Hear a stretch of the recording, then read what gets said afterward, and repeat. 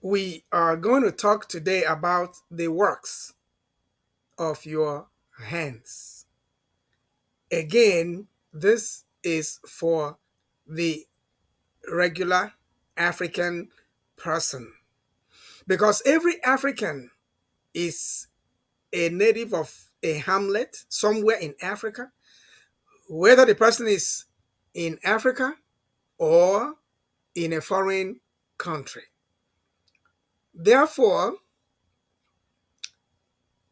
we want to look at the works of your hands.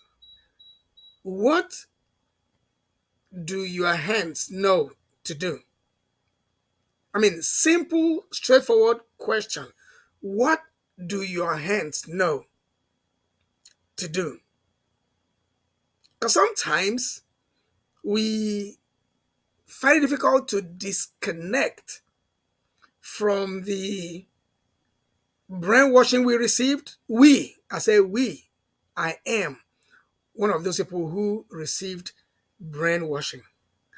But being able to recover or disconnect from the brainwashing begins to look like a tug of war. But we have to get the vision. We have to get the understanding. We have to get the whatsoever it is, the shift in paradigms. Have to shift. Focusing on the things that our hands can do. So the question is to you, what do your hands know to do? What are those things? To move Africa forward, we keep hearing about education. Yes, I would say that education is the best way out of ignorance and the best way to begin to build Africa. Education is the best way. So now, but when we say education, what do we really mean? When we say education, what do we mean? Because for a lot of people now, of course, including me in the past, not me today, but me in the past, education meant go to the primary school, go to the secondary school, go to the university, and become a big man. Big man. That's what you become. Big man means rich person. But we have found out, just like several of you, we have found out that education does not necessarily mean going to receive a certificate from a learning institution so we can come out and brag. That's not what it is. We have looked at the whole thing, we have understood it, we have figured it out, we have drawn our conclusions. We have even done the necessary extrapolations based on the data and everything we've done using different research data collection techniques. So we found some things out. What we found out was, and still is, that the works of our hands are the things that move the world forward. We received information from the internet, newspapers actually, who publish the newspapers on the internet. So it is all over the internet, on the newspapers. that when you go to the United States, you will see so many Africans doing very well in professional positions, very high professional positions. Name it. And according to Professor PLO Lumumba, that's according to him, out of every five Africans, one is a Nigerian. And what does that tell you? It also tells you that Nigerians are everywhere. Since he says that out of every five Africans, one is a Nigerian.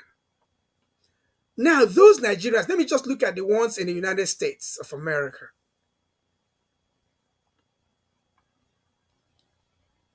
They are medical practitioners of repute. They are legal practitioners, lawyers, attorneys of repute. In fact, we even now have people like 25-year-old girls who are also Nigerians who are in the federal administration in the United States of America. That tells you that the generations of Africans doing well across the globe are many. But what we are talking about today is the works of your hands. Because the works of your hands are the things that move the world forward. Therefore, the works of your hands, my dear Africans, the works of your hands are the things that will move your Africa forward, that will move our Africa forward. I want an Africa where individuals are demonstrating their skills. And it's not as if they don't have skills. There are individuals who have skills. They are trying, they are showing what they can do, but guess what? Many of them in Africa are suffering from the shackles of bad rulership. I mean, you watch in the news, you will see little boys who use cardboard paper cartons or use aluminum paper, zinc and wood and everything to create a car. And they drive it. You see them driving it. They create a car, they drive it. They create a tricycle, they drive it. They create an aircraft. We've all seen it. Create an aircraft, use remote controls, and fly it. It will go as hard as you can imagine. And after, going around, in the air, they'll use their remote system to land it smoothly. Landing, taking off and landing, whatever code you will write that will take off an aircraft, get it airborne, and do whatever distance you will do, and land it. That is a perfect code. Children who did not go to even the university are creating aircraft that they're using their remote to fly, creating cars, creating all these things. Many of them are fabricators, many of them are mechanics and carpenters and masons. And we are asking you today, what do your hands know to do? Because those are the things that will move Africa forward. The era of depending on a degree, that era is not past, but that era is struggling right now. because you will see a boy or a girl who does not have a bachelor's degree, maybe 17-year-old boy, 16-year-old boy, maybe 15, writing codes, programs, and you are using those programs to receive and make payments. We're using those programs to operate different systems. So when somebody writes such a code and uses it to do something like that, what does the person really need a bachelor's degree for? And I know that somebody will say to me, yeah, they need a bachelor's degree. Yes, they do. But can we think about moving Africa forward? When that young fellow writes that code and writes that program or creates that fabrication and we begin to support it, we can mass produce those cheap cars. We can mass produce it. Start from scratch. We don't have to just go nuclear the same day. Yes, of course, we have Africans who are building cars now. I may not know all of them, but I know Innocent Motors. I know that. Innocent is building cars, SUVs, and armored trucks and so on. So what do your hands know to do? What skills do you have? Are you a carpenter? Don't just stop at knocking two woods together to create a chair. Knocking wood together, putting foam and fabric on it to create an upholstery chair or a sofa. Go beyond that. Use your carpentry to create something. Create, not just cut and nail and build. Create. Are you a welder? Weld things. You can weld stuff and weld an artwork and sell it. Move the economy forward. Get wires, get rods, get, they are scrap metals, scrap. Pick them up, weld them together, use them to create something that people like. Use a pen to paint the artwork and sell it. Artworks can be expensive sometimes if they are well done. And you are a mason. Don't just wait for somebody to say, I am building a house, come and do masonry for me to build a house. You can do that, but think how you can use your masonry skills to create something that will attract demand. When you create something that will attract demand, you begin to sell it, you are building the economy. And if the demand begins to pick up and begins to be higher than you can create, then you begin to outsource some of the components in what you are creating. Because we do not want to see young men and women coming out from the universities, writing long applications, carrying folders and files. And if you open their files, you see, what do you call it? Statutory declaration of age, where they will tell you the year that they were born. And there's no way to even know whether they were really born in those years or whether they change it, reduce it so they will fit into the kind of job they want to apply for. Let us go over to the era of employing others. Create, and then when you create, you have demand, then you begin to supply. When the supply is unable to meet up with the demand, you employ those who are ready to write applications, who cannot create, because we will always have people who cannot create. They will always be with us. So you employ them and the economy will move forward. So, what are the works of your hands? Look at the universities that you can think of. Think about the departments that they have. Even the law, law faculty, law department, people who graduate from there, they become lawyers. Make an attempt, be an entrepreneur, create your legal practice. Tell people what you can do, the area that you can go to court for somebody, defend somebody, or prosecute somebody. Let them begin to know you at the courts. You are a lawyer.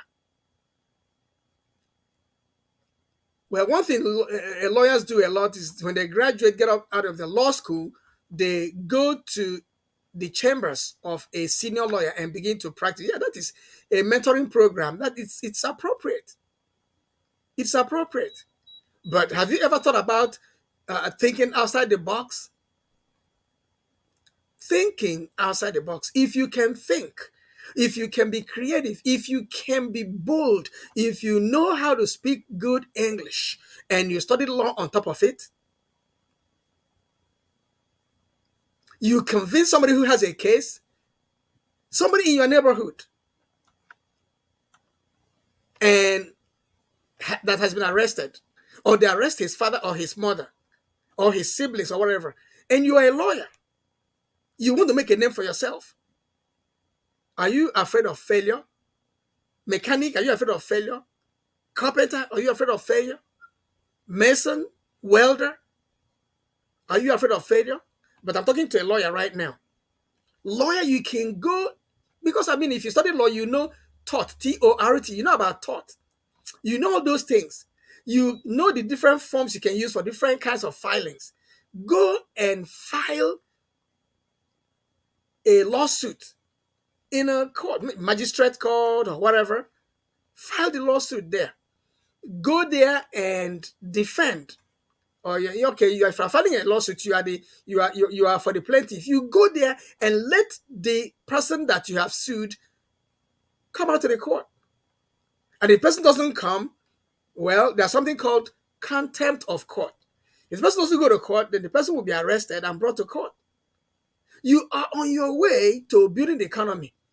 Because when you do so, if you win, you claim damages. And when those damages are paid, you give your client some of the money, you take some of the money. Then the people on the other street, the people in the other side of on the other side of the town, they will hear that you went to court to sue somebody for doing this, or you went to court to defend somebody who was arrested or something like that. Your fame will begin to spread. We want to use the things we have. What are the works of your hands? So in education, what did you study? You studied English. If you studied English, if that's all you studied, then you write applications and begin to go to look for a teaching position where they'll pay you, peanuts. No. Think about what to do with your English. If you studied English, of course, I know that some people study English, and when you hear them speak, you will know that they do not even know English. They don't know English. They don't know English language. But if they know English, if you studied English and you know how to speak English and you know how to write English, you can at least begin with writing a book, a small pamphlet, write it. If you need help to get it published, there is help everywhere. If you don't find help anywhere, get on my channel, find a way to contact me. I will help you to publish your book. Because when you publish that book, you can begin to go about talking about your book, selling your book, talk about your book. And before you know it, people will begin to believe in you.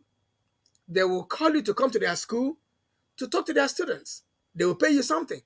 They'll call you to come to their church to speak to their members. They'll pay you something.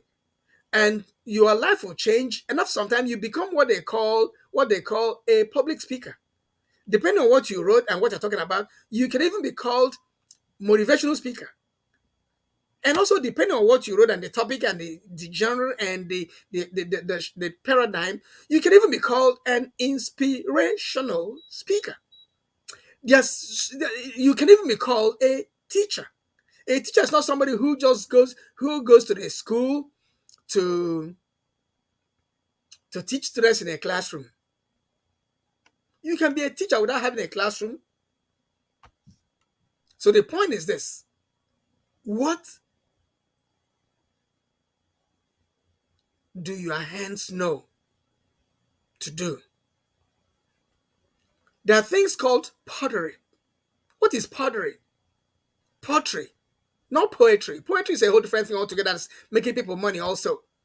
I don't want to throw out names here because I'm not here to advertise people. But pottery or pottery, whatever you call it, is just a matter of going to the sand, pouring water to the sand, collecting the sand, molding it, creating something with it, using something to hold it together so it doesn't, fall apart. If you do it well and paint it, take it to the nearest market, you will sell it. You will sell it. What do your hands know to do? People go to school, go to university, and learn everything they learn, and they go to begin to look for who will employ them to do what they studied at university. If you studied it, then use it. Some people go to technical schools. What did you learn at technical school? What did you learn? What? Painting. Buy the canvas. Buy the paint. Just look at the trees around you. Draw the trees. Or draw the clouds. Draw the sky. Draw an aeroplane as passing overhead. Draw something. Make it look good. You will sell it. Before you know it, there'll be demand for what you're drawing. You may even no longer have enough time to draw and paint as much as people want. And the more the demand, of course, brings me to my favorite area in life: supply, demand, and price. Supply, demand, and price. So, if the supply for your paintings is high, then you increase the price. When you increase it, you will find equilibrium where at that point people are willing to buy. At that point, they cannot pay you more, and the demand is still coming. That is your equilibrium where supply meets demand. You're a carpenter, find the equilibrium. Welder, find the equilibrium. And when you raise some money, you can go and buy a plot of land and build just one building and put a tenant in it. You become a landlord. And as they begin to pay you, you begin to use the money to invest. And this is how to move Africa forward. If you begin to go to the International Monetary Fund, what do you call it, World Bank, you can go there. They're talking billions. They're not talking, those there are billions coming and go into the pockets of the rulers of your countries. It will not trickle down. It will not. At best, it goes from the presidential level to the legislative circle level, from there to the judicial level, from there to the state level, from there to local government level, and when it gets there, that is the end of the story. Then the chairman of your local government will buy a new SUV. You see him driving a new SUV. Why? Because you are waiting for the trickle down effect. But you're the one who owns the skills. I've not even talked about the tailors who can sew very fashionable clothes and get paid. I've not talked about the shoemakers who can make shoes and people will pay and go and show off. There are so many areas of skill that I have not even talked about. So many skill areas. But don't even wait for me to mention your skill area. Go and look at your skill. Look at your hands. Even though you might have a bachelor's degree or master's or even doctorate degree, but there is something your hand knows to do. Go and use it. You might be highly educated, but you are a musician. If you're a musician, you should use your education to do well in music. Simple. Use your education to do well in music. Think and create the opportunity to use it. You may say, oh, the things are not lined up in my favor, but I would say use a brief moment to think how you can go into, because if it is what makes you happy, do it. Do it. So what we're talking about today is the works of your hands. And the question is, what do your hands know to do? If you do not use your hands to do the skills and demonstrate them and create opportunities, economic opportunities with your skills, you will not move Africa forward. And how I keep talking about Africa, Africa begins from your family. Africa begins from your village, your hamlet, your local community. That's where Africa begins. And if everybody in every local community begins to do something with their skills, you will see growth germinating from different parts of Africa coming up. You see it. Of course, it's happening already, but the thing is, we still need to work at it more and more because the success we've seen so far is not even up to a drop in a bucket. It's not. We need more drops in that bucket. We do. So that gradually we can move Africa forward. What do your hands know to do? What are the works of your hands? Think about your skills. They say artisans, artisans, artisans, like it's a bad, like it's a negative word. The people who make the most money are artisans. Artisans. Artisans. A-R-T. Art. Art. Artisans. Because they are artistic about the skills they have. They are artistic about the things they know to do. They are artisans. Which kind of artisan are you? Which field of human endeavor can you classify yourself as an artisan? Are you an educational artisan? Are you a carpentry artisan? Are you a tailoring artisan? Are you a welding artisan? Are you a masonry artisan? Are you a roofing artisan? Are you a solar energy technician, which is also artisan?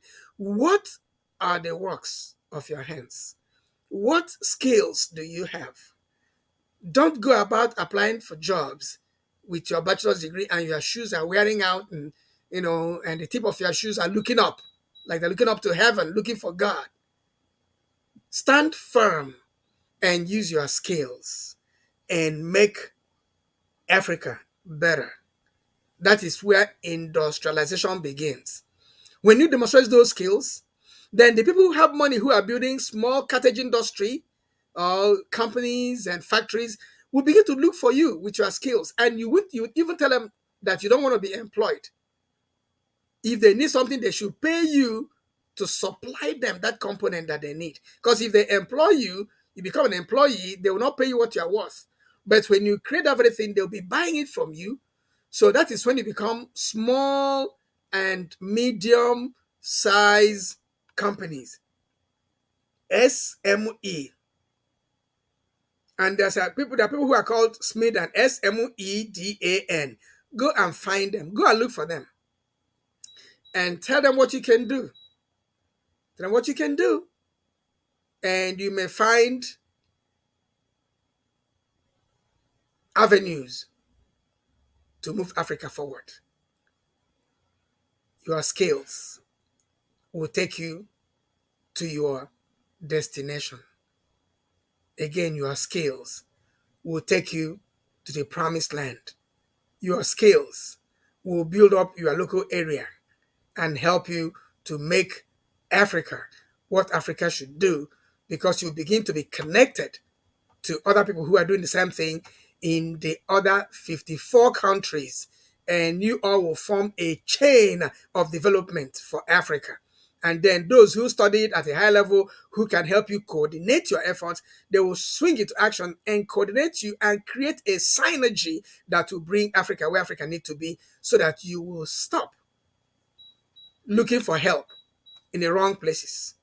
People who will give you 1 million and they take 100 million from you, and you'll be standing with 1 million thinking that you got something. You do not know that you have lost 9 we call it 900 million, whatever. I mean, you get a little, you lose a lot. Your skills will take you to your promised land. Your skills will take Africa to the next level. Thank you very much.